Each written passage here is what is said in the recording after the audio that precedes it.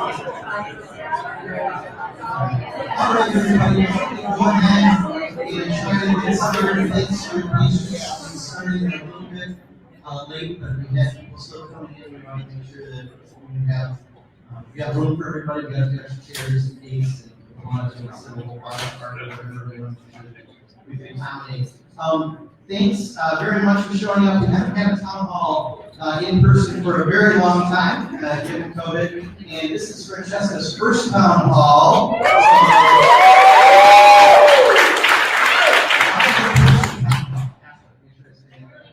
She's really here. You're really here, and we have never done this before. I've never done a joint one, but this is my own assembly district, and I am extremely impressed with Francesca. And I thought it would be fun since. Go ahead,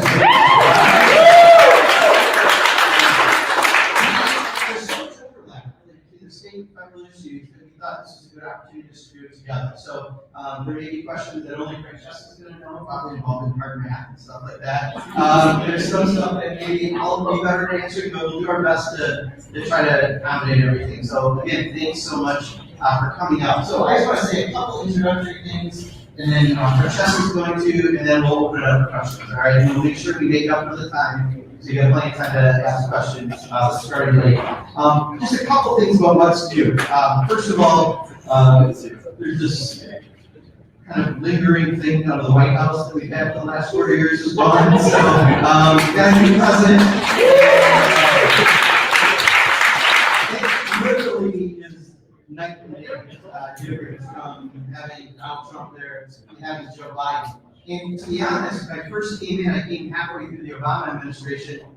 It's afternoon and day difference as well from working with the Obama administration. Joe Biden, having come from the Senate, really being someone who spent time in the legislative body for a very long time, really does tremendous outreach. And we've really had a great ability to talk to the White House. We've got several former staff in the White House. Some of you may remember from past town halls, early meetings. Alicia Mold-West was my deputy chief of staff for 5 years. She's now one of the 6 legislative liaisons for the White House to Congress. She's been amazing to work with. Leslie in my office, who just left about 4 or 6 weeks ago, who's been with me all 8.5 years. Just went to be the legislative liaison for Health and Human Services. So we've got some really great folks from the office there, and I just wanted to mention that. My main committee I serve on is appropriations. When you serve on the appropriations committee, you don't get another committee. Generally, you get 2, but because we meet a lot, we've got subcommittees. I'm on that. I still serve on the Education, Human Services, and Labor subcommittee, which is the second biggest budget after defense, which I would argue budget instead of defense, but I'm sure we'll talk about that tonight. I also got very lucky, and I have a waiver to serve on the Education and Labor Committee.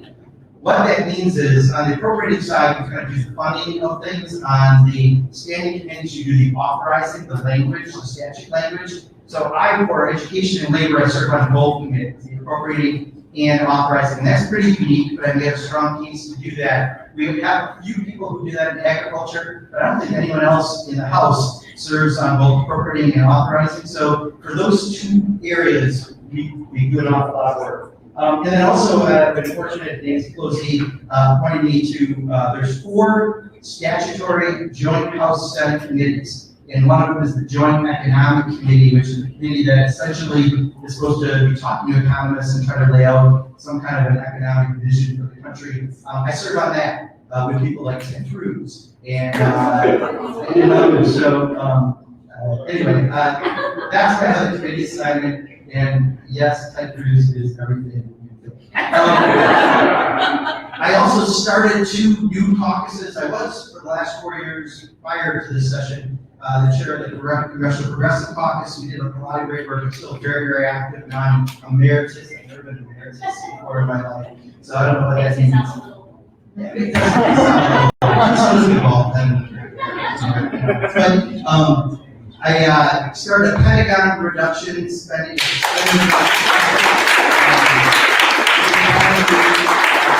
And started a labor caucus.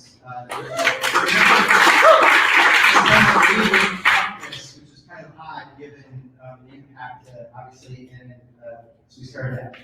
Real quickly, because I'm taking already too long. American Rescue Plan is a big bill we passed a few months ago. Probably the biggest bill that's gone through Congress in decades. It put money in people's pockets through the stimulus, $1,200 checks. It put shots in people's arms and helped to get infrastructure that has been extremely successful in getting people vaccinated. It got people with jobs. We have a lot of money in local and state government and other areas to make sure we're doing that. And some specialty money for small businesses, much needed, including restaurants and other areas that have been neglected last year. And it got kids back in schools safely. That was really important so that we could have that confidence for not just the students, but for teachers and other staff as well. Right now, the two big areas between now and August will be the appropriation bills. So next week I'll go back to Washington, even though we're not officially in session on the floor. I have 3 full days of marking up appropriation bills, and then we'll be doing that through the rest of July, and our fiscal year ends September 30th. But my guess is we'll get probably 10 of the 12 appropriation bills probably passed out of the House. I think it'll be difficult to see Homeland Security passed, and I'm hoping to make it difficult to get the defense budget passed. But we have to be very careful on, we have to have a position to go into, because the Senate, with all of their weird rules, it can be very arcane rules about filibuster and stuff. Also, we have infrastructure bills. So you've probably heard of the compromise among 10 people. Well, there are 535 members of the House and Senate, so 10 people have spoken, and another 525 of us still have yet to, but Nancy Pelosi's been very consistent in saying we're going to pass 2 bills at once on parallel track, whatever the shortened infrastructure bill is, but also a much larger bill for reconciliation, that human infrastructure and other spending that's really vitally important. So I assume that those 2 will happen hopefully before that August floor period, or the district period. And then, of course, we have things like voting rights and other things we have to also get done, but right now I think, the time that we have is probably infrastructure and spending. And then finally, I'm sure you'll have questions, I won't talk about it, but, the Senate have a conversation about that. That's what I'm going to leave it. And I'm going to pass it on to Francesca. And again, I really appreciate everyone coming out tonight. You're going to give all that stuff. Never mind. Here's Francesca.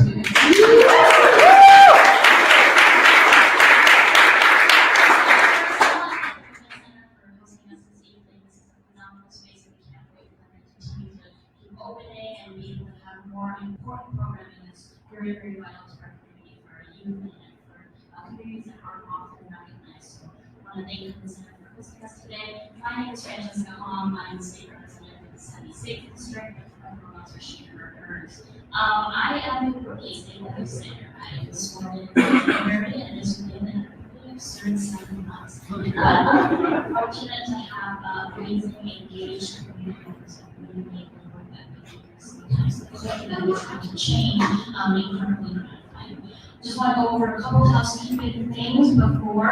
We are streaming live on Facebook, so those tuning in online, we want to make this as accessible as possible. Hello, and thank you for being here as well.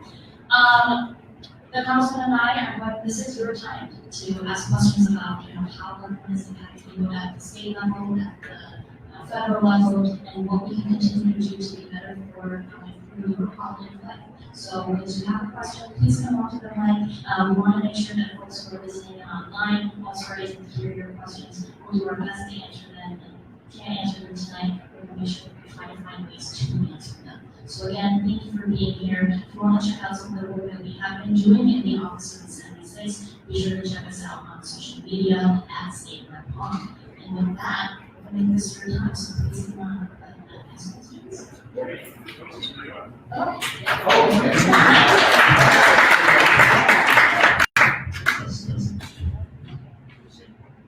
Thank you both. You're both doing great work, so thank you. Let's just, if you could just say your name. Okay, my name is Gerrymandering. I'm sorry, say your name, and then also just, if everyone can remember, because we only have an hour total for everyone, we want to make sure we get as many people as possible. So, just consider it. Sorry. Yeah, thank you very much. Sorry for the interruption. Okay, my name is Gerrymandering, and I live in this neighborhood. So my question is about voting rights, and I want to know, Mark, if you could tell us what the status of HR4 was, which I think has not yet been reintroduced into the House.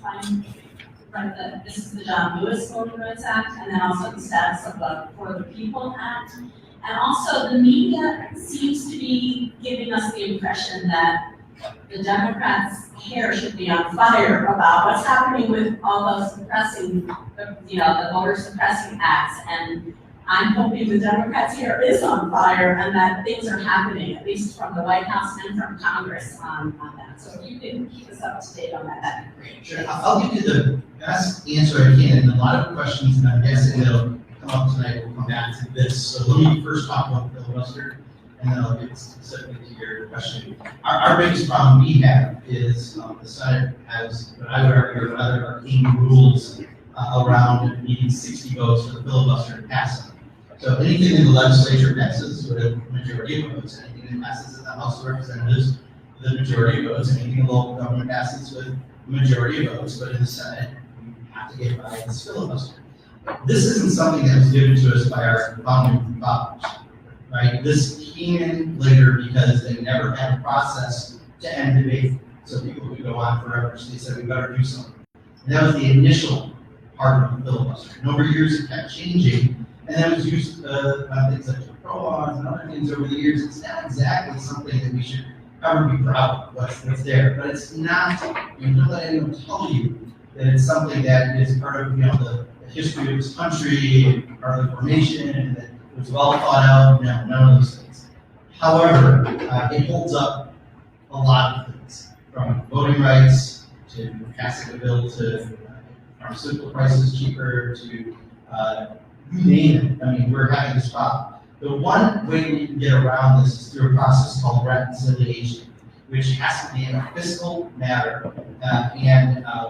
When you have that, you can do it with a simple majority. The problem is it has to be fiscal in nature. So, for example, we passed the PRO Act, which is the best pro-worker legislation we've had in a long time in Congress. But most of that is in fiscal, almost the entire bill, so we can't pass that through reconciliation. But we could do the American Rescue Plan because it was almost all fiscal, it was all about money that was going out.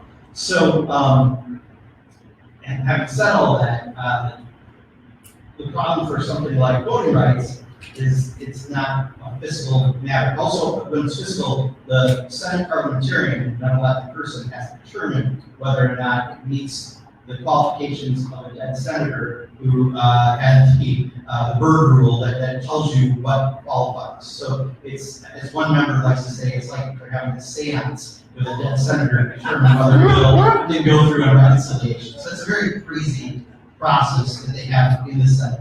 When it comes to voting rights, you can't do that. When it comes to labor bill, you can't do that. When it comes to civil rights, the Equality Act, you can't do that. All things that we passed out of the House.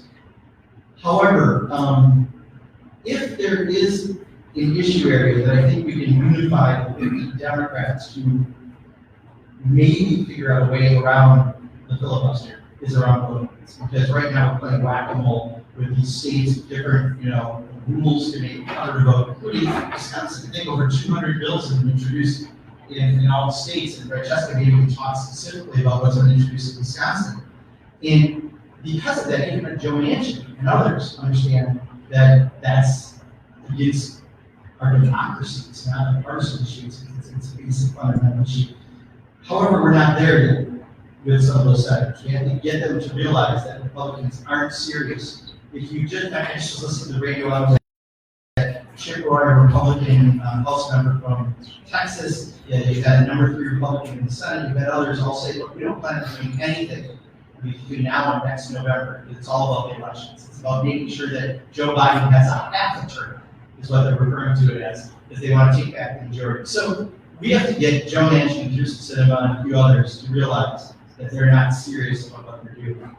Having said that, I think voting rights may be one of those galvanizing issues that we can do that. So it may not go as far as HR1, which I think is the most comprehensive campaign finance, elections, and ethics reform bill, which should pass, and Nancy Pelosi would still like us to keep that, and not just the voting aspects that's in the John Lewis Act, but keep it, if they really are connected, or everything is connected. But I think if there is a way to potentially break through the filibuster system, it is around voting. I don't have a timeline for you on that. Right now, people are still working on that. The rule essentially is you have to get to 50 in the Senate, and then we can talk about filibuster. So unfortunately, that's the job that Chuck Schumer has. But we're going to talk about in Wisconsin. I mean, in Wisconsin, we have essentially a legislature that is run by your AG, that is the Republican leadership, and they have been introducing legislation claiming that they are fighting for transparency and accountability in our elections. Fortunately, we have a governor who has ensured us that he will be vigilant in every single bill that aims to suppress our right to vote. We should be expanding voting rights. Every single person in this state who is able to vote continues to vote.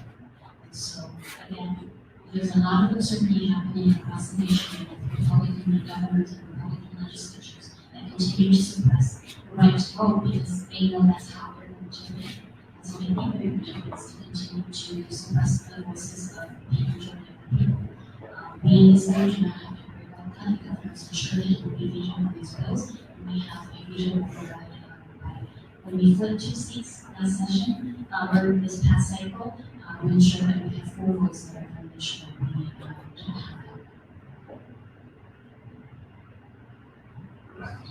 There's something that's just weird that one person now. Excuse you guys, maybe should a little bit. Sorry. I don't know whoever to do that. Calvin is working. Oh, I can do that. I like this yelling. Yes, I will certainly. Okay, so this question is more for you, Congressman, because I haven't like seen you forever. And I already know the answer from Fran, I think, or I don't know what's going on, so I'm gonna give what we have around what's going on. So my question is, after, oh yeah, sorry. I'm usually really loud, so I'm hearing this. So my question is about, after people making up after George Floyd this year, what people are doing about, police reform, having to see, I wouldn't have said this a year ago, but having to see basically the de facto legitimate people in our country, specifically Black people, is just creating. It's this topic needs to change, and we need to do something about it. So I guess my question is, what are you doing in Congress? But my other question is, right now we have some local actions and local things, both on the local level, which is largely where we sort of control, and then all the way up to the state legislature, which usually is equal control away against Republicans. And I know Fran's working on, what. You're a popular congressman, especially in your district here. We all love you. Your voice can mean a lot, even if you can't make or put any direct actions. Your advocacy, your support for local actions on the state level, on the local level for this police reform that we need in, a state with some of the worst racial disparities in the country. It's just so disheartening. And I love you as a congressman, and I would really love to know what you can do on the local level, the state level, like as an advocate, and then also hear from Fred on that, and then also on the question.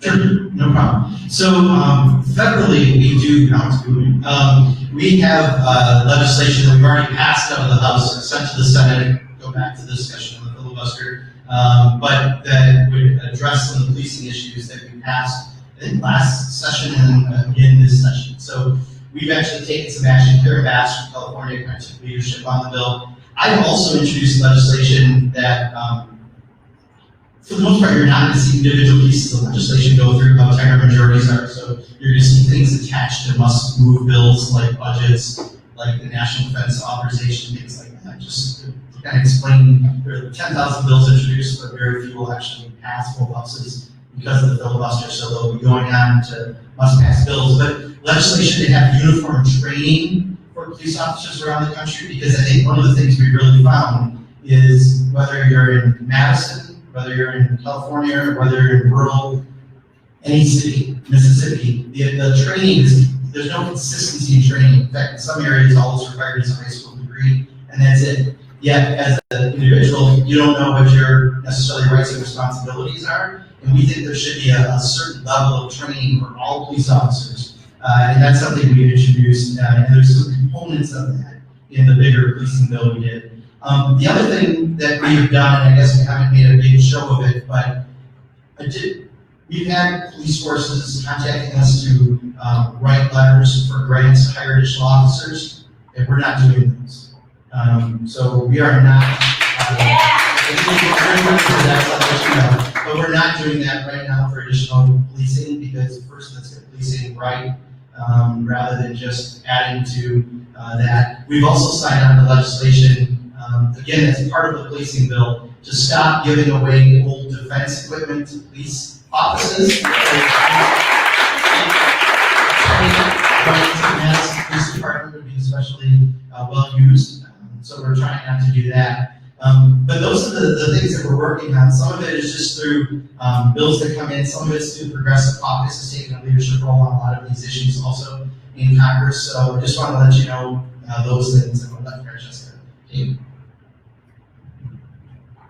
Thank you, Justin, so much for the question. At the state level, and I also just want to clarify one thing. Wisconsin is the most segregated state in the United States. And so tackling racial disparities and fighting for racial justice should be an issue for everyone in the state.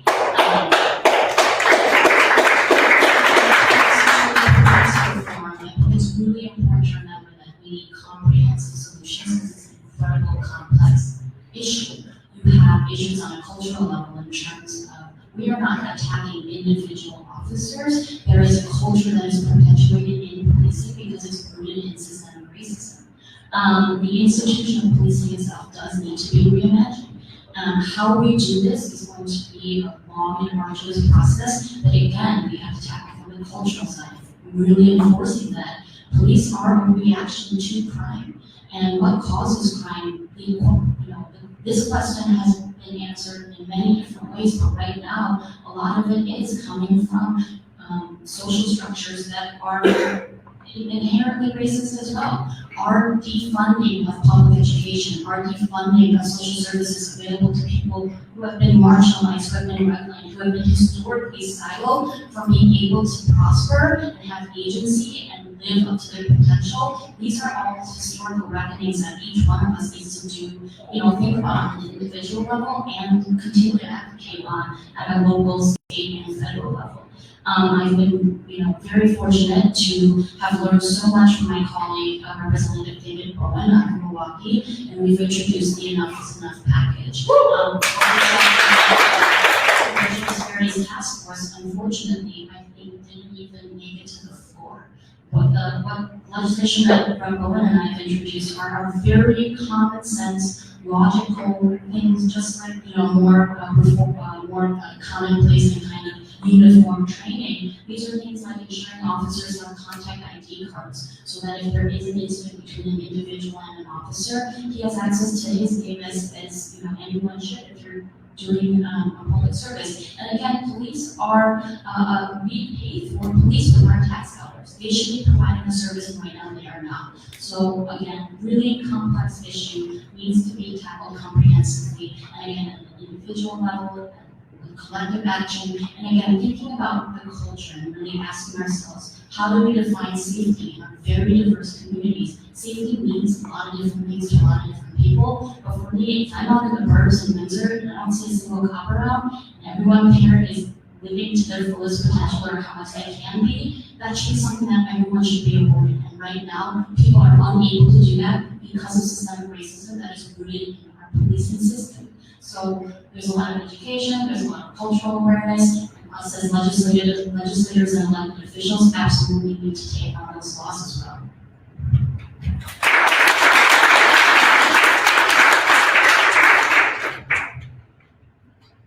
Hi, I'm Kel. Thank you both so much for providing this opportunity. I have two questions, one for each of you. First to Mark, about the F-35s and the F-16s. I live in this neighborhood. The F-16s by my house on a regular basis. The F-35s are coming. So my first question to Mark is, do you have any influence over Senator Tim Tammy Ball.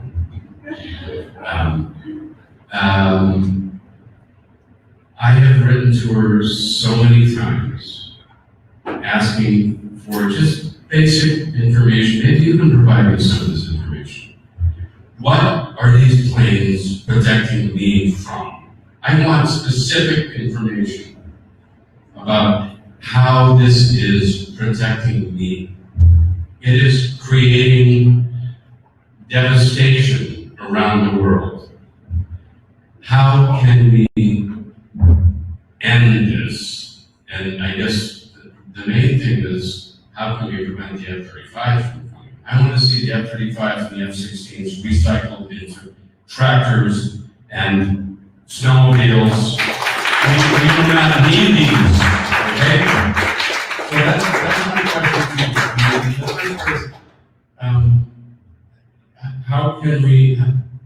how can we get some congressional, senatorial impact on ending this? And for you, Representative Hong, the question is about prison reform. What is happening in prison reform? You talked about police reform, which I support. Definitely, we need to make progress there. But I know that Representative Gorky has been working for years on trying to make an impact there. So the specific question would be about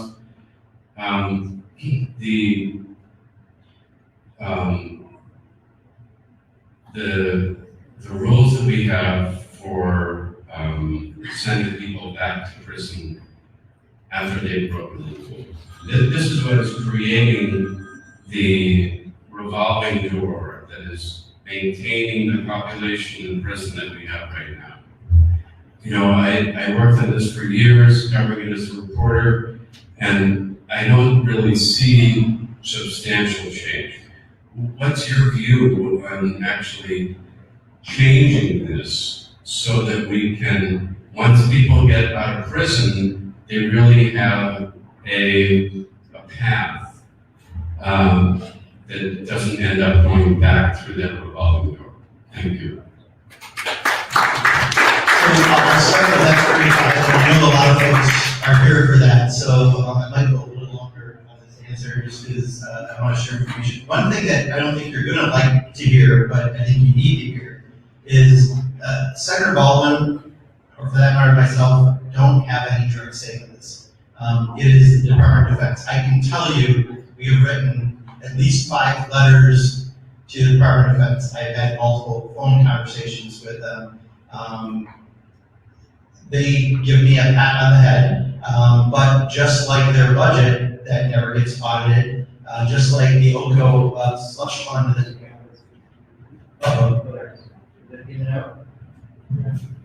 can you come in? Sorry, I might have to hold them. It might be separating. They don't come for advice because they have some authority to do a lot of things on their own. And on this particular decision, they're going to do what they want to. Now, having said that, the F-16s, they decided they're phasing up. And that's why we were in a list of finalists for the F-35s. We have asked, as you know, maybe you don't know, we've asked them to actually fly an F-35 here, which seems like a very simple request for a member of Congress, which of course I've been denied because I'm only a member of Congress to the Department of Defense, and they do what they want. So we couldn't even get a plane flyover so we could actually see the difference in how loud it is, all the information that's out there. They even use a system that's not decibels to rate the noise that none of us would understand what that is, and they do that intentionally, so you don't really know how they operate. So it's been very difficult to get the information you'd like. I think the best thing that we may have going for us is the F-35s themselves.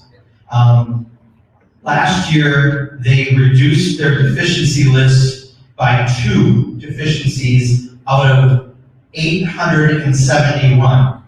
Now, a deficiency, there's different levels of them, and these problems they have with the F-35, and we've heard about many of the problems, the cost overruns. Do you know what it costs an hour to have an F-35? $6 million.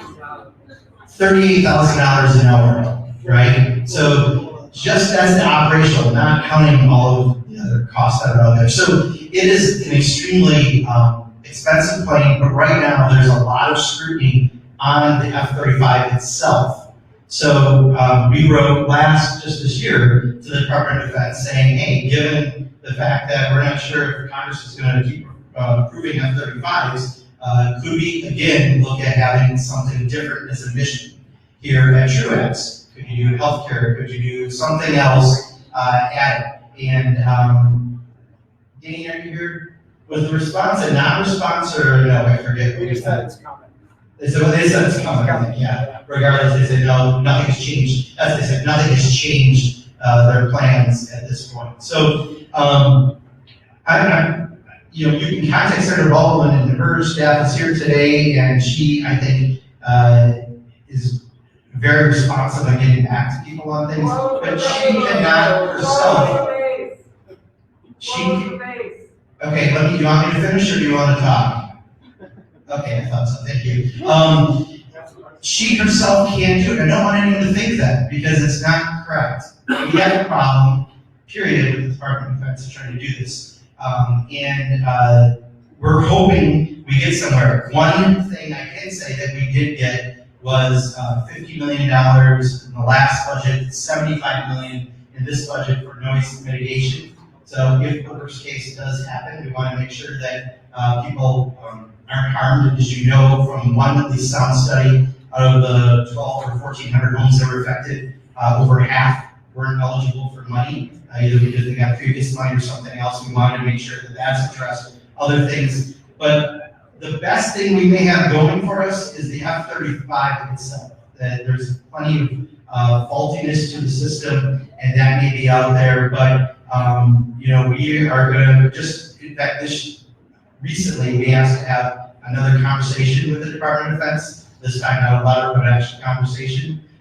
So when we get something, I'll report back. Francesca, by the way, has been extremely responsive, reaching out to us to see what we can do, just as Chris Taylor did before that.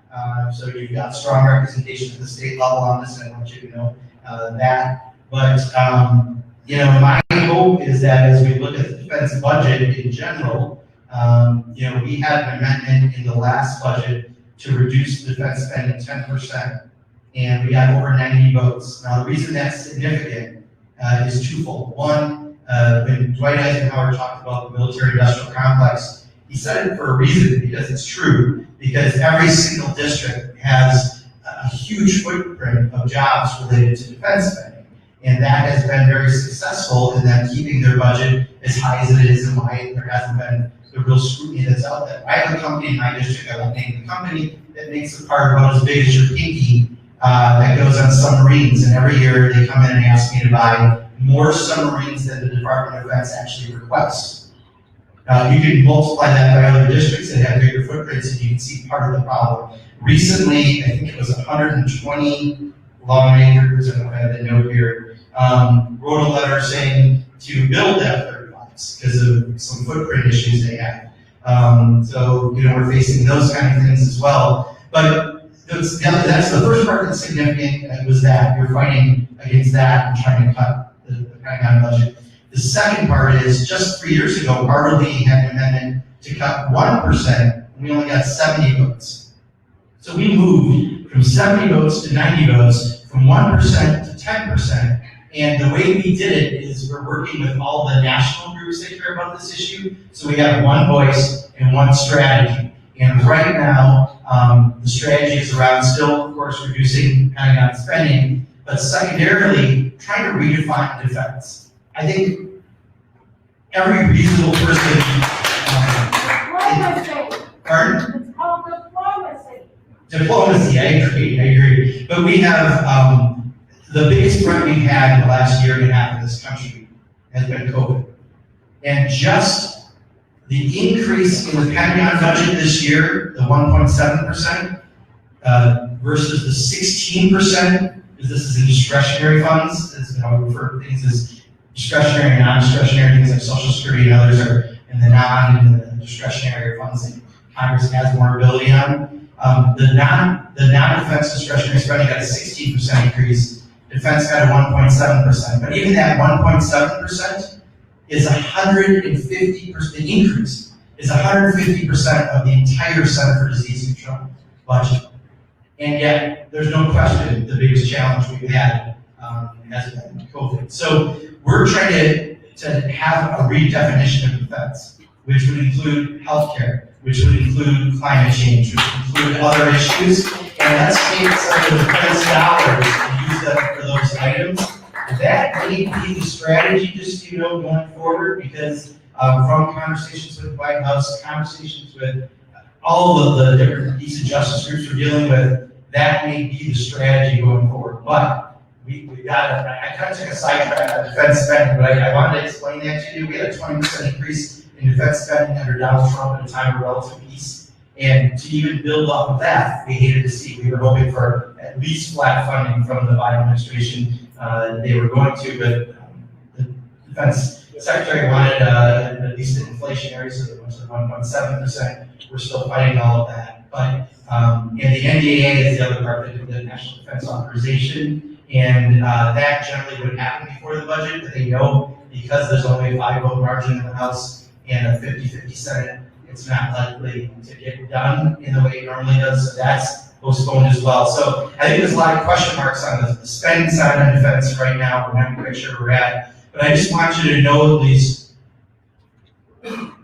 we're our best chance at making sure we don't have F-35s is really the F-35 performance levels right now. The Department of Defense will not listen after repeated conversations, and they don't listen on many fronts. Trust me, that's part of why we want to have audits. They don't have audits like every other area. There's a lot that we need to fix. So because of that, Harley and I formed this Pocan Spending Reduction Caucus. We're trying to address these issues in an organized, holistic way. It's not going to happen overnight, unfortunately, but we have some real work happening with the various partners. And I know it's not an answer you want to hear. Unfortunately, it's the answer that is the reality that we're living through. Yeah, if they're gonna send the planes, they should send functioning ones. Prison reform, I will say that Representative Koike has done tremendous work, bipartisan work on this issue, and it has passed the Assembly, and its fate is now in the Senate.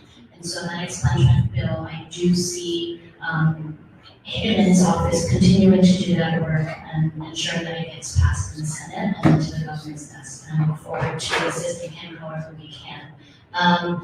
I think when it comes to reentry, again, complex problem, comprehensive solution on many different levels. I think one of the things that we can really look at investing in is when we give organizations that are committed to job training, that are committed to ensuring that those who are coming out of prison have, holistic working environments to help them re-enter into society and the community, that we give community organizations like Justine and that job training program the autonomy to use that funding how they see fit. I think a lot of times the type of funding that our local organizations get are really limited and restricted, and they really are the ones that are on the ground working with community members that are impacted by government policies, and that includes folks who are coming out of prison. And so I think in terms of autonomy and giving those community organizations and those programs funding is one, and two, investment in public education at every single level. We have to allow people to reach their potential, and the best way we can do that is investing in public education. Fortunately, again for us, we have a government who is championing that. I know that the budget was one that I did not vote for because I thought it was one that did not reflect the priorities and the needs of the people in the state. However, we were able to, the governor was able to find another $100 million to invest in K-12 education and ensure that because we passed this budget, school boards will be able to set their budgets and have access to the $2.4 billion that will be coming from the federal government as well. Had we not passed this budget, we would not have access to that. So again, when it comes to really making sure that those who are marginalized, those who are coming out of prison, re-entering society, we are investing in their holistic well-being, and that comes with investing in programs and community organizations that know how to help these folks, and ensuring that we are keeping folks from going in and stopping the school to prison pipeline by investing in public education. So I was given a note, which essentially was telling me to talk shorter. But it's, because it's 6:50, there's 12 people in line. We'll probably try to go a little briefer, but I think we took on a couple subjects that were lengthy, like filibuster and 35 and stuff, so I'll do my best to talk less.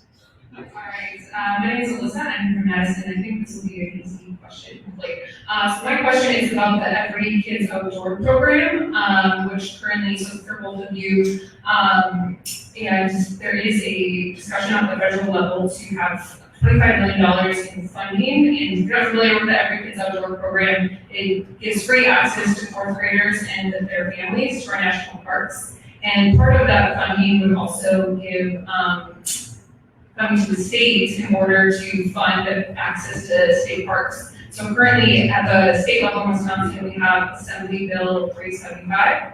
And it seems to have bipartisan support. So my question to you is, one, do you support this? And two, like, what is the likelihood that you think we'll get funding for this program?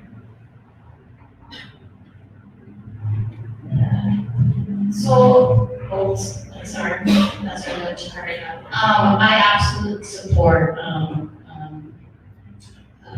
more kids having access to the outdoors, as well as focusing on play when it comes to investment in our kids.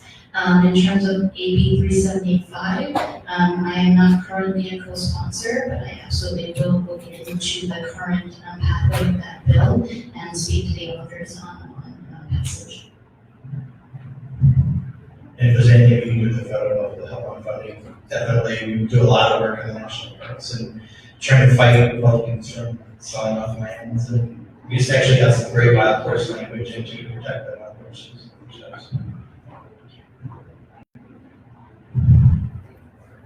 The two of us are here together because we got at the same time. So, I'm Cassandra from the Sister City Project, and I'm Michelle Ball from Madison. And also Jewish Voice Service. So we just want, unlike ourselves and on the advocacy organizations, thank you so much for standing up for human rights on Palestine, even when it's not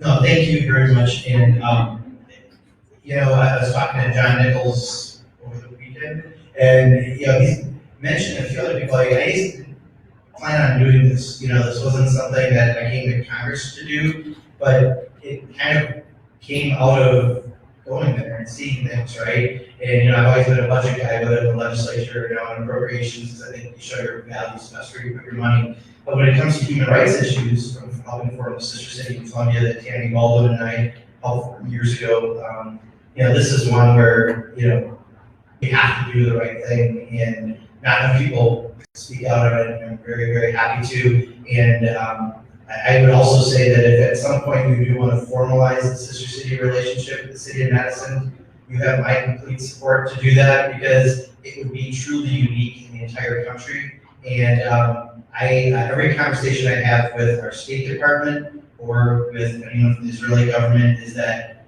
next time I'm going to Israel, I am getting into Gaza by hook or crook, because they won't let us in. And 2 million people live in Gaza, over half are on food assistance, 98% of the water is undrinkable. Most recently, 100,000 people were displaced from the most recent bombing, and the conditions are absolutely reprehensible. And the last member of Congress to get in was Keith Ellison well over a decade ago. So thank you for having the connections with Rafa, and if we can help formalize it even more, I know that would be very powerful. You've got my support in any way to do that, but thank you for your very kind comments. Thank you.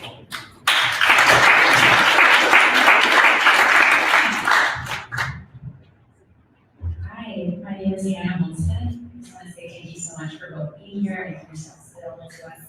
Francesca, I love you. You're amazing. I'm so proud that you're a representative. And also to Representative Pocan, taking me back a little bit, thank you so much for speaking out, especially pressuring the Biden administration to not move forward with the arms sales that they did. So not to take us back to defense, but my question is related to the oversight of military sales and security assistance. Earlier this year, Senator Menendez, another Democratic senator, introduced the Safeguard Act. This would be safeguarding human rights in arms sales, which would be amending the Foreign Arms Export Act to explicitly include the prohibition of selling weapons or transferring assistance to countries that are committing human rights abuses, which it currently does not. So in 2020, 43% of foreign military sales went to countries that the State Department identified as committing current human rights abuses, including Israel, but many others as well. And now as troops withdraw from battlefields around the world, we're seeing a likely increase in security assistance and spending. And so this issue is more important than ever, and it's something that Congress does have the ability to enhance oversight over. So I'm wondering if you would consider introducing joint legislation on the House side, championing this issue as you have in terms of language that's spending in many ways, or using your position on the appropriations committee to perhaps add language to the NDAA to prohibit the express, the sale or transfer of defense articles to countries committing crime instances. So we would check with the Senate author, because in case they're working with someone already, but it sounds like totally up my alley, right? This is what we've been doing with what's going on in Yemen as well. We've been really outspoken on what's going on there. So I can't see any reason why we wouldn't have interest in, or we'll pursue it and check with the Senate office on it.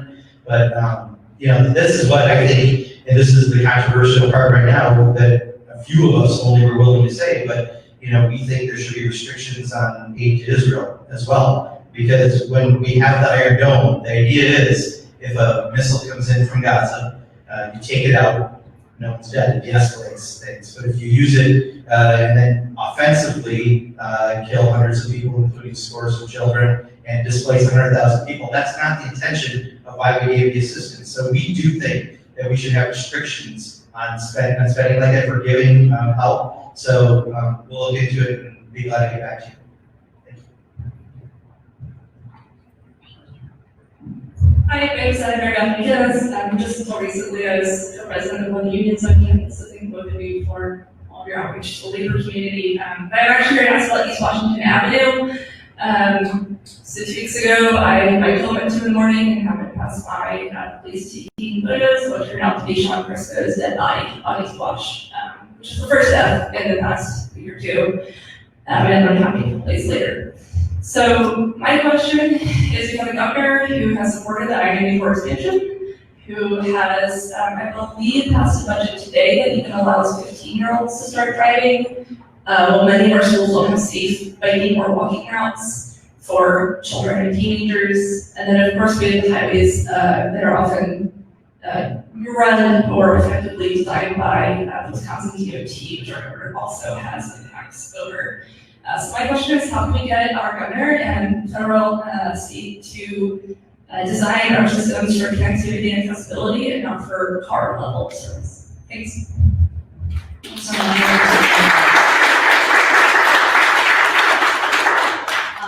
Yes, in 2021 alone, we've had 4 deaths on East Washington, both pedestrian and cyclists. And fortunately, in this past, with this current budget signing, there was a veto that basically ensured that $93 million would not be going to the Department of Transportation, but that was staying in the general revenue fund. So that does keep that funding out of there, which was a good move by the governor. I think, we have to think about transportation issues as public health as well as social justice. And I think when we think about policy to try to address the transportation issue, it's important to recognize that there's a lot of human behavior aspects and again, cultural changes that we can be perpetuating on an individual level.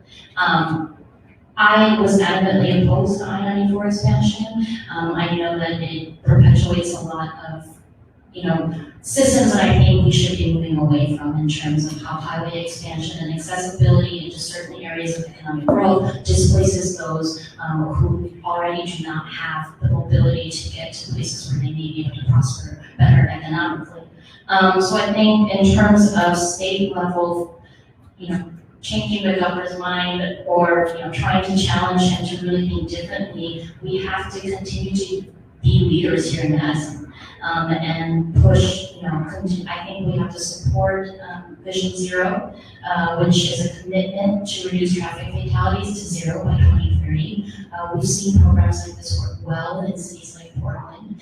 I think, there is a biking, it's not a caucus, but there's a council that I was invited to join, and I think bringing awareness and doing a lot of advocacy and education around how we need to connect transportation to climate justice and really make sure that roads, are safe for everyone, that we continue to move away from this reliance on cars. I'm excited about bus rapid transit here in Madison. I think that cutting down East Washington to fewer lanes is going to help, but we also have to remember that coming out of COVID in a time where we didn't have as many drivers and now we're seeing an increase in reckless driving and distracted driving, there's a lot of individual things we have to be thinking about when it comes to people who are driving.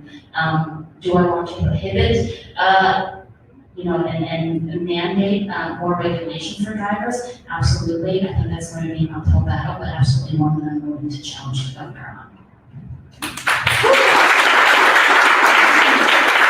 One of the best lessons I learned in the state legislature and the Joint Committee on Finance was we had got some additional money for bike paths, $1 million. And because it's a biannual budget as opposed to an annual budget at the federal level, we were sitting down with the Senate for a conference committee to finalize what we were working on. And Bob Lang, the Fiscal Bureau chief, who's awesome, by the way. Bob is really like this smartest person in state government, knows everything, he knows every budget.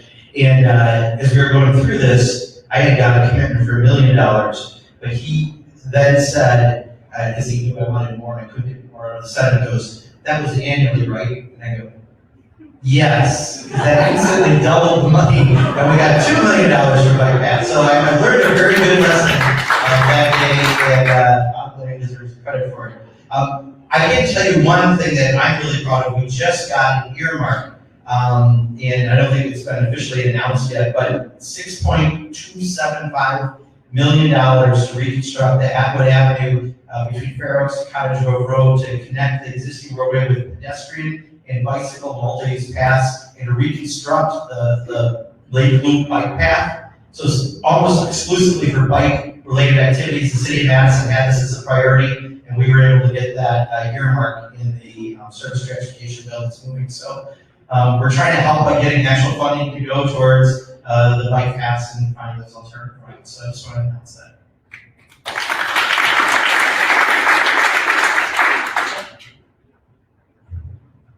Good evening. Thank you so much for having us today.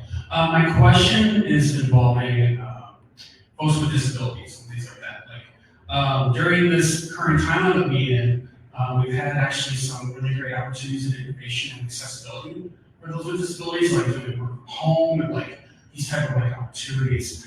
That was like basically like my first question is like, what on both the state and federal levels are you looking at to like really further get innovative, working collaboratively with private industries and things like that, as both of you are both small business owners, things like that. And my second question is with Social Security Administration benefits and things like that.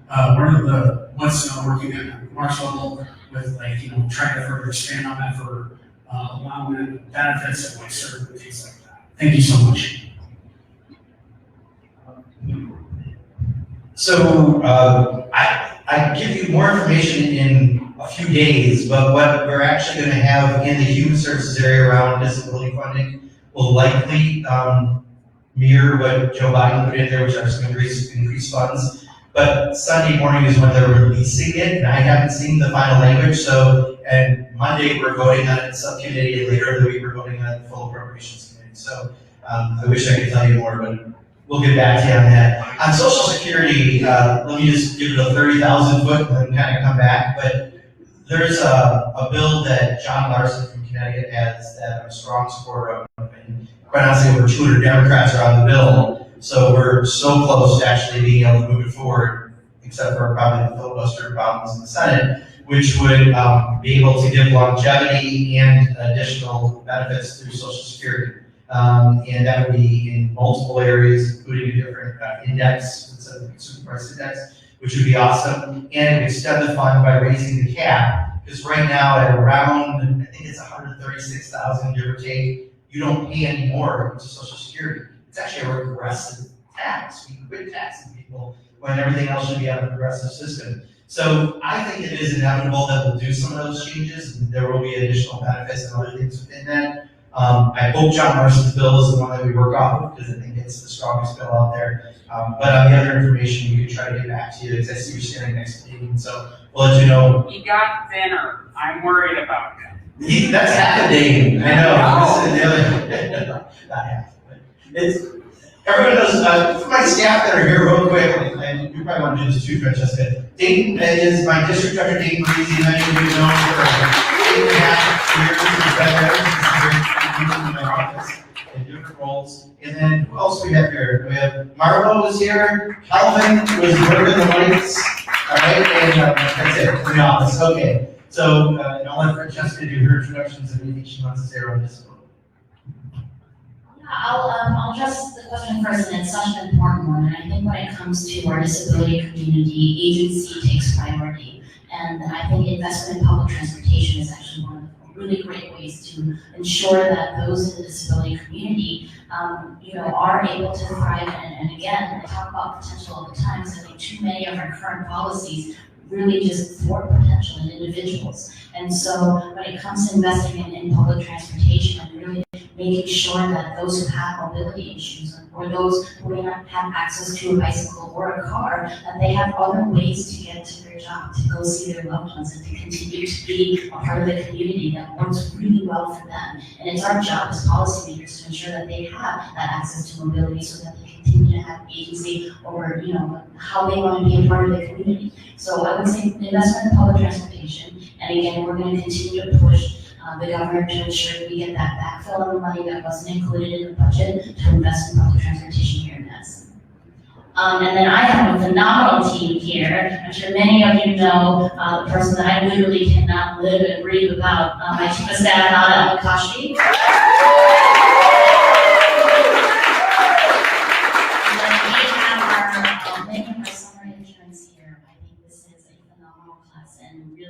Our youth leadership, our future, and folks who bring me hope every day when I'm banging my head against the marble in that building. Ada, Cam, Michelle, Aiden, and Vic.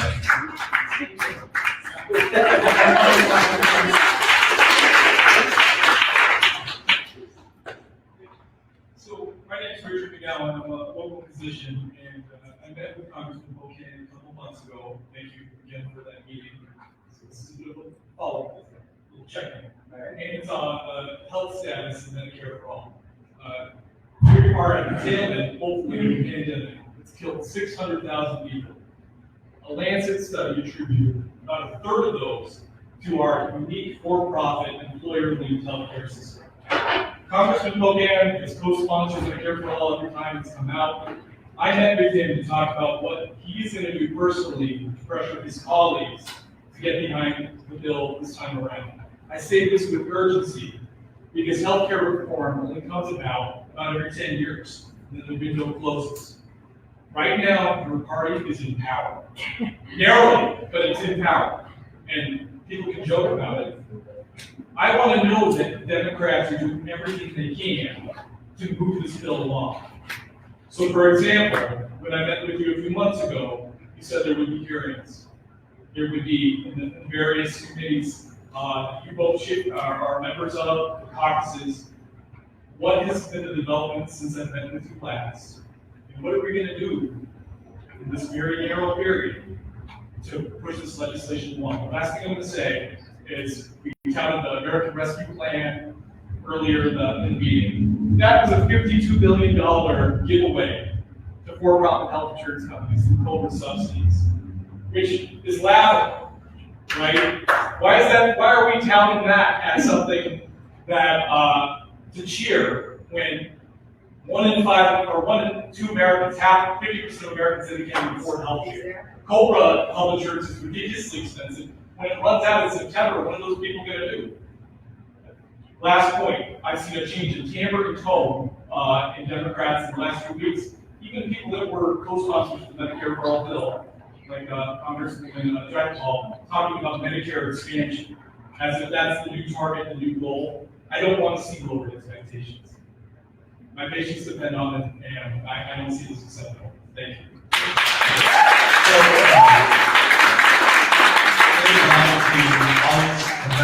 The sponsor of the Medicare for All bill, and honestly, we have to get more members to be sponsors in order to pass the bill. I think we're a little over 120 sponsors right now on the bill. You have to get to 218 for votes to pass Congress, and something like that, generally people aren't, vote for it if it comes up, I'm not going to sponsor it. It's not that kind of issue, as you know, because of the special interests that are out there. So much of our organizing is really with groups around the country to make sure they contact their members of Congress to get additional people to be sponsors. I don't think it's a question of if or when, it's a question of when, right? We will get there. It's just, we need a lot more folks to come on board to support this, and it's hard to fight. I mean, just to give you an example, I told myself I'm going to talk short, but I'm going to try to give a good answer. Pharmaceutical drugs alone, the reason we pay 20 times more for drugs in the United States is because there are 1,500 big pharma lobbyists in Washington, D.C. That's 3 for every member of the House and Senate. I don't know who my 3 are, but it's perverse, right, how it works. And as you know, that's part of the problem on Medicare for All with insurance and others that's out there.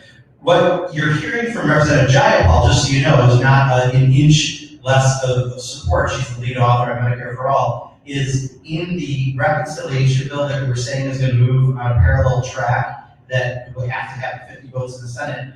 There's 2 things that Bernie Sanders and Pramila are trying to get done.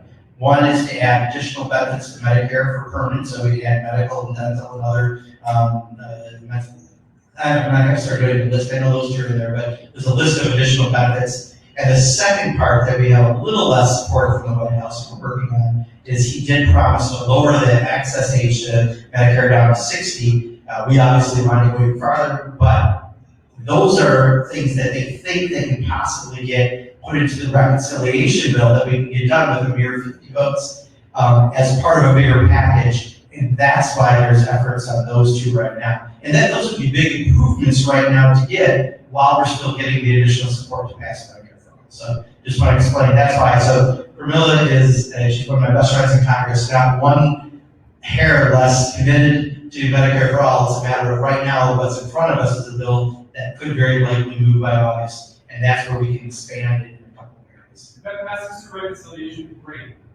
But I stress the urgency of the narrow window. Totally understand. Right? Because we missed the window 2 years.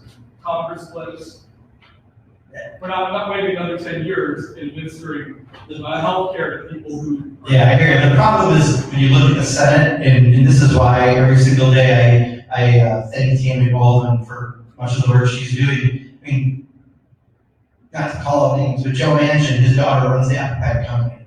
There's a reason why we are paying what we pay for our applicants in this country versus other places. There's plenty of people I can tell you stories like. So if we could actually get those improvements through reconciliation, it would be huge. And Bernie is in a tremendous place as the head of the budget committee in the Senate. He's the one really driving a lot of this right now. So I know there's no booty here, but I'm knocking that we can get some of that done. And I am hopeful that I think it's more likely to get the extended benefits, and we're still trying to get age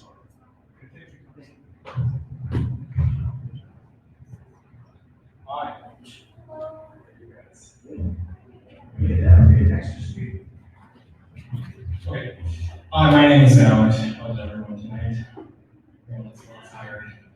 Well, Representative Mark, allow me to introduce myself. My name is Alex Ledesma. I grew up here in the city of Madison. It's my first straight meeting Representative Hong. Welcome.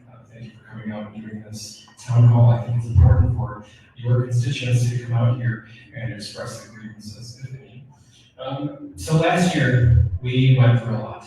COVID, a gentleman was shot, or excuse me, was killed in the city of Minneapolis, which caused riots, as you two hopefully know. So here in Madison, I experienced some of that violence here. I've seen people burn down buildings. I've seen their pyrotechnic shows. I've seen them breaking and looting in these businesses downtown. I actually risked my life and my liberty to go in there and document what happened. One of Wisconsin's representatives, who's a gay man, was punched and assaulted right by the Capitol by the rioters. Now, we've seen an increase in crime as well over the last year with thefts, burglary, break-ins, and rape. So just so you guys know, crime is increasing here. And as far as I know, as far as I know, you have been proposing and advocating things all year round last year to defund the police. So how are you going to protect the communities that you say you want to protect, the communities that I grew up in? That most of you have no clue whatsoever because you guys are living in wealthy neighborhoods with mostly white neighbors. If you get to the question, I'll be glad to answer it, but we do want to get to the front. What are you going to do to keep this city safe instead of defunding the police? That comes at the expense of my safety while I am living here. Black Lives Matter. That's right, hey folks. You guys can, no, excuse me. All right, no, Alex, that's all right. Excuse me. You've had plenty of time and you've got your streaming going, so I'll answer your question for that. First of all, defund the police is kind of a pablum response to some folks who want to somehow claim that people are trying to get rid of police forces. This is something that only happens in the minds of people who buy a lot of red caps that say "Make America Great." You don't live in the neighborhoods that I live in. You don't get your experience. You want to filibuster run for the Senate? If you want to answer, please be quiet and keep streaming. Okay, Mark, let's answer the question. All right, I'm done. So you're just going to dismiss me, one of your constituents, Mark, because you don't care about the police protecting people like me? Okay, just so everyone knows, you are just dismissing my question. All right, I will answer it this way. We need to reform how we do policing. We don't need to send a police officer out every time there's a situation where there's a mental health professional. Would be the right person to send. We need to reimagine how we do it. All right, that's it, Alice. Please sit down. We're going to keep this as an debate. Thank you, Congressman, for protecting black people like me. Mark Pocan. Thank you, Congressman. Out of your neighborhood where you suffer. Hey, Alex, do your little diatribe in the back. We're going to let everyone else go. Mark, hey, nice stuff. One last thing. You are the residents of you're not my goal challenge. You, AOC, Bill Bond, and Tully are not going to go on challenge. You understand that you're going to challenge Too late. Thank you very much. Next up. All right. Sorry about that. Okay, go ahead. My name is David. I don't think I can top that.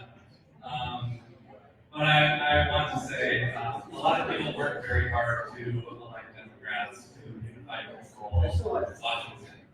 And while the stimulus package in March was a positive step, since then we've seen a lot of what I would call kind of performative bipartisanship, all the meanwhile the clock is kind of ticking down in the background. And so I want to bring that back to voting rights. We're here in the gerrymandering capital of probably the world. And depending on who you talk to, we have a narrow window until maybe the end of August or the end of September in which we can pass the For the People Act and actually have those provisions that stop gerrymandering go with them back before we run out of time in 2022. So the question for you is how do we create that sense of urgency across Congress to accelerate that end game and make sure that we get the vote done? Thank you. So I mentioned a little bit earlier, but let me just mention a little more. So HR1 is the vehicle that has the federal language that would affect gerrymandering. The problem is right now we have to get it through the Senate, and go back to my filibuster conversation, we don't have the votes yet to do that. But there's no question. I've always supported public panels doing the drawing of lines, and while we have an advisory one in Wisconsin, which is a good thing, Iowa and other places have mandatory, and that's who draws the lines. You're not expecting elected officials to pick their voters rather than voters picking their elected officials, and that's what we need to have. That's the language that we try to affect through the HR1 bill, but I'm not sure that we'll get HR1 through in time, especially with this redistricting, given where we're at with the Senate filibuster rules. So it's more likely that you'll have some voting legislation that maybe we can get around the filibuster. But really, this is something even at the state level. I know Francesca is a strong advocate as well as trying to get rid of the system that we currently have.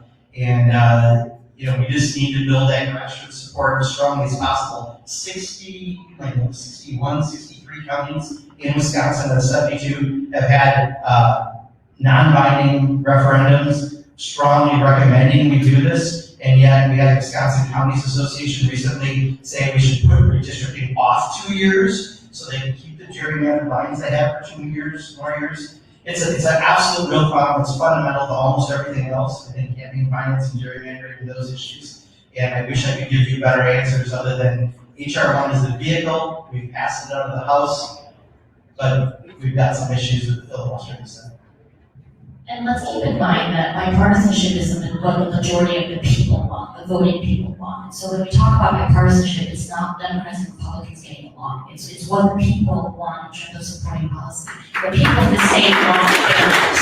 And recently we had Representative Devin Drunka and Senator Jeff Smith champion legislation in the Assembly that does have both Republican and Democratic support. And we're hoping that with the Fair Maps Coalition and the Governor's Commission on Fair Maps, that we can ensure that voters choose their electeds and not the other way around. We want to make sure we're taking back the narrative of accountability and transparency, and that applies to voting rights and not some manufactured Republican way of trying to suppress votes. So we were just talking, so we'll do the 2 more questions. It's been a little over and we started late, but we want to make sure these folks are behind our burden. So go right ahead. Just want to make sure we both have this. Thank you both for your work. First, I want to combat the narrative that was brought in here. It wasn't riots, it was rebellions. What we saw last summer was rebellion to police presence in our communities. What we saw was rebellion to the $3 billion in today's dollars that have been spent even over the course of the decade 1960 and to 1970. $3 billion in today's money were spent in increasing police presence in predominantly Black communities of color.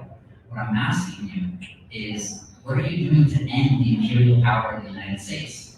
You began this caucus to reduce the Pentagon budget, but we are still seeing imperialism and occupation, domestic occupation of indigenous territories, of Black communities, of brown communities. What I'm asking them is, 1, will you support the indigenous resistance along pipelines, line 3, line 5, and other such pipelines? And also, I don't want more training for police officers, Mark. I don't.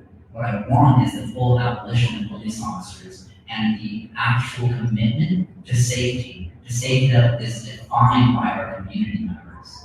And I think that's all I have. Oh, the other point too is I want to thank my neighbors as well for bringing up the F-35s. The F-35s are being used to drop bombs on Palestinian children.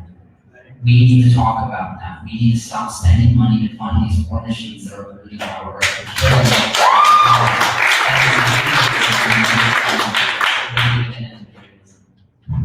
So ending imperialism is a little big question for a few minutes, but I'll do the best I can. I'll try to answer the specifics you had. First of all, when I talk about the having uniform training, is that's part of the problem. Is there is no uniform training of police officers. So in some communities, a high school degree and you have a gun without any training whatsoever in a police department. And that's part of the problem. So what we want to do is have some universal standards so that every police department, you have some expectations as an individual when you have contact with an officer. So it's not additional training, it's having training period standards across all police forces. I just want to explain what we have out there. Boy, it's a big question. I mean, a lot of it is trying to transform us from, having everything happen through defense and through funding to countries for more defense, continuing the perpetual money going to private contractors rather than dealing with diplomacy and those efforts. That's a lot of it. We spend more than the next 10 countries combined on defense, and there's a lot of rhetoric right now. You're going to hear more from Republicans around China. And I truly believe that at the foundation of that is to keep the Pentagon budget up, because we need that boogeyman, and that's why we have to continue to fund what's going on. And even though, some of it is about, where the virus started and everything else, I think this is largely the language, because I've watched it repeatedly in various subcommittees on appropriations, to defend continuing undefensible Pentagon budget. So this is a big part of it. We've never had a caucus before trying to do this. We've never had 90 people willing to cut 10%. And I think a lot of those efforts are trying to do just that, and then also working with people like Barbara Lee, who is a true mentor and an amazing member of Congress. She just recently became the chair of the Foreign and State Operations Subcommittee, and we just did a bunch of great diplomacy building things with that appropriations budget that she just did, including getting funding back to Palestine, including a bunch of things that I know are working in the right direction for what we want. So there is a lot of things we're doing. Could there be more done? Always. I completely agree. And then line 3, I don't have as much on that, other than I can tell you, we know in the legal system, the state of Michigan is challenging it as a state, but that's in the courts. In Minnesota, and I'm going to get my lines mixed up, so I'm sorry if I say the wrong numbers, because this isn't my direct committee's jurisdiction, so I'm not as well versed. The lawsuits from the tribes have been, they've lost, and I'm not sure what Minnesota or other states are doing around that one. So I don't have as much information on that, just not under my committee's jurisdiction, but I know that one is being challenged though within the state of Michigan, and I'm forgetting which one is 1 and which one is 3. That's 5? Okay, I really just don't, I'm not as well versed on that off the top of my head, so. And I'll just, one statement here is that leadership matters. And I think when it comes to tackling some of these huge, systemic issues and tearing down imperialism, leadership matters, and continuing to listen to Black and brown women who know how to tell their stories and continue to give, sometimes we gotta step aside. And I think it's important to hold leadership accountable to things like that, and to continue to listen to the stories of those where imperialism impacts them the most, but also to understand that it impacts all of us. So, a lot of more Black and brown women in this too. Right. Hi, I'm Megan Nicholson. I'm the Wisconsin State Director for the Humane Society of the United States, and I'm extremely proud constituent. So I appreciate you taking extra time to hear everybody speak. I'm here to just bring up the talk about the wolf hunt that occurred in Wisconsin. That was an atrocity. I know there are probably some people have asked, and we get labeled all the time that Southern Wisconsin shouldn't have to say, but public lands belong to all of us. Wisconsin is the only state that pays hound hunters for their dead dogs when they run through territory chasing bear. And the state taxpayers have paid over $900,000 in payments to this. They get $2,500 a dog for hound dogs. So my question is there movement at the federal level to resist this extremely important species? Their impact on ecology and the environment is immense.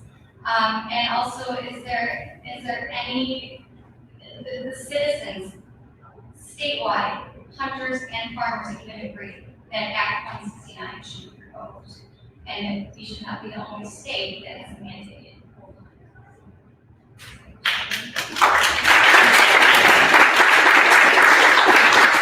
Megan, thank you so much for your work at the Humane Society and for asking an important question. I am not very familiar with Act 169 and the wolf law, but I know that for our constituents and our communities, protecting wildlife is incredibly important. And so for our office, it's really listening to experts like you and experts at the DNR. I personally did not support and don't really understand the legislature that is so opposed to mandates continues to support this one. And so I think you're absolutely right. We have to continue to advocate and bring awareness to this issue. And again, listen to the experts and those who know the best about protecting wildlife and public lands. Didn't I just see something in the news in the last 48 hours, like a third of the wolf population? Yeah.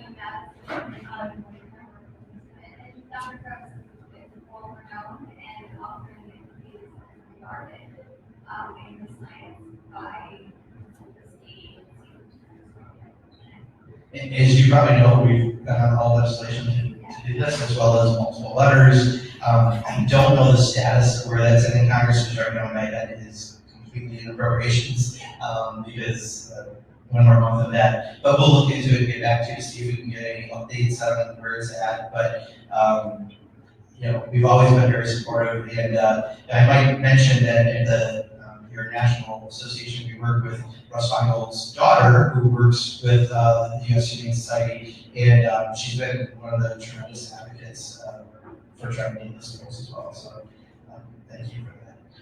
So I think we're going to wrap it up just with a few very quick closing comments. And again, I want to thank everyone for coming out tonight, and it is really tremendous to see everybody again. It's been a long time.